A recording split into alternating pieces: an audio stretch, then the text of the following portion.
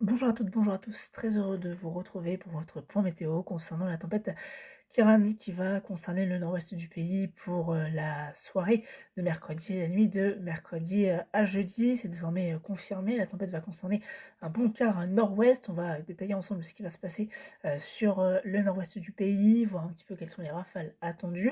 Ça fait plusieurs jours qu'on vous en parle. C'est désormais donc confirmé.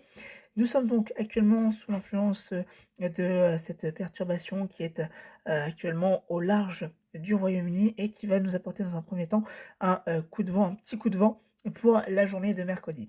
Pendant ce temps-là, un petit peu plus au sud, on a ce fameux creusement secondaire, la fameuse tempête qui va arriver en fin d'après-midi de mercredi pour la Bretagne, qui va se creuser à l'aide du jet stream. Je vous en avais déjà parlé précédemment. Jet stream qui sera bien fort d'ailleurs donc et qui va aider au creusement de cette dépression. Ça sera une véritable bombe météo parce que cette dépression va perdre énormément d'hectopascales en l'espace de plusieurs jours. On parle de 40 hectopascales en l'espace de 48 heures, me semble-t-il. Ce qui fait 24 hectopascales par jour. Donc cette dépression-là, elle va arriver, donc elle va se creuser. Alors on a encore un doute sur quand est-ce qu'aura lieu le creusement. Est-ce que ce sera plus proche de la Bretagne? Est-ce que ce sera un petit peu plus au large? Ça va jouer dans la valeur des rafales de vent. Regardez le creusement, la dépression qui sera à 960 hectopascales ce mercredi soir au large de la Bretagne. Ça va par la suite se décaler plus à l'est en remontant. Et vous voyez que la Bretagne et la Normandie seraient bien exposées. C'est les deux grosses régions qui sont exposées. Après, il y aura les Pays de la Loire aussi et les Hauts-de-France, mais majoritairement, ce sera la Bretagne et la Normandie. On va le voir dans quelques instants avec le modèle Arome.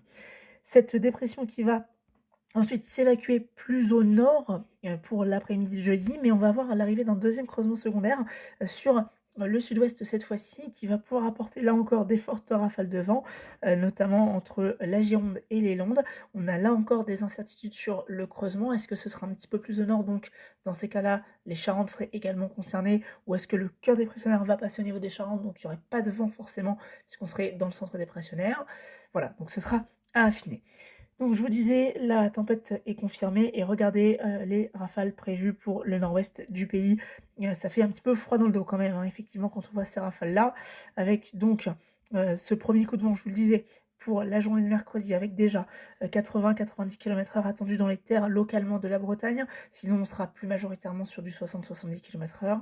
On pourra atteindre localement les 110 km/h sous les grains les plus forts. Ça, c'est pour mercredi après-midi, parce que regardez, ce qui va se passer, c'est que demain, en fin de journée, on va avoir l'arrivée du front avec donc des fortes pluies et ça va déjà donner du vent avec également un risque de tornade qui sera présent, donc rafales qui seront très importantes mercredi soir. On attend des rafales sur les côtes entre 120 et 150 km/h, peut-être 170 voire plus sur les caps exposés. Dans l'intérieur des terres, on sera sur des rafales comprises entre 100 et 120 km/h dans la Bretagne dans un premier temps, puisque la tempête va arriver par la suite, avec des rafales dans les terres de la Bretagne qui pourraient avoisiner les 150 km/h. On sera même sur du 170 dans le Finistère.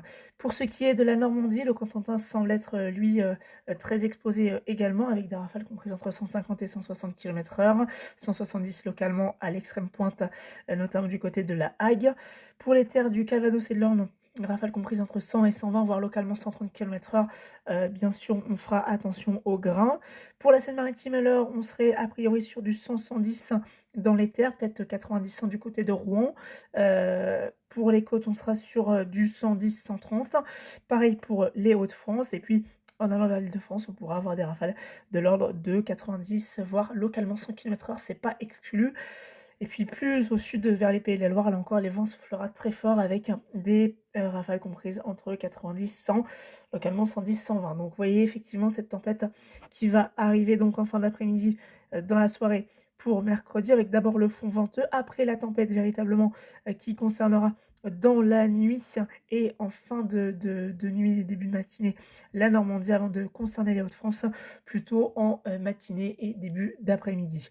On a d'ailleurs plusieurs départements en vigilance orange par Météo France à l'heure actuelle. Ils sont au nombre de 3. Le Finistère, les Côtes-d'Armor et le Morbihan, à partir de 20 h demain soir, en raison donc de cette tempête qui va arriver. Et il est d'ailleurs bien précisé dans le bulletin qu'une aggravation de la couleur de vigilance est possible demain en raison des fortes rafales prévues. Il n'est pas impossible que le Finistère notamment passe en vigilance rouge.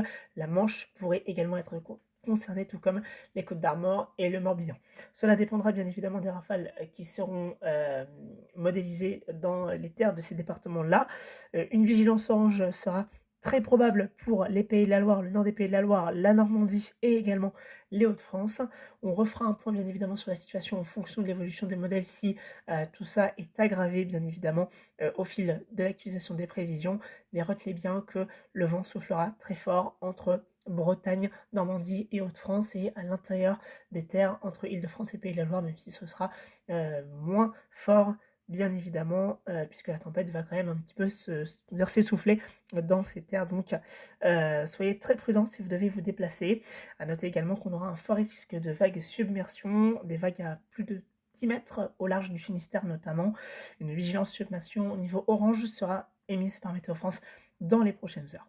Soyez très prudents et on se retrouve très vite pour un prochain point météo. À bientôt, merci.